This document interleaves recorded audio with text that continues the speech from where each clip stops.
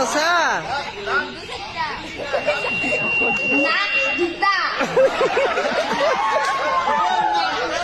গৰুৰ গোবৰেদি আমি শস্য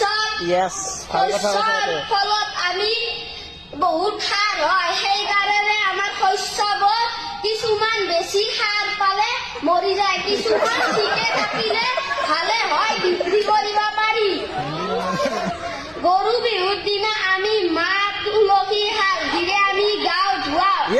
গৰু বিহুটো আমাৰ চবে সংৰক্ষণ কৰি ৰাখিব লাগে আৰু গৰুক আমি অত্যাচাৰ কৰিব নালাগে গৰু জাৰ্চি গৰু আমাৰ জাৰ্চি গৰু লোকেল গৰু ধন্যবাদ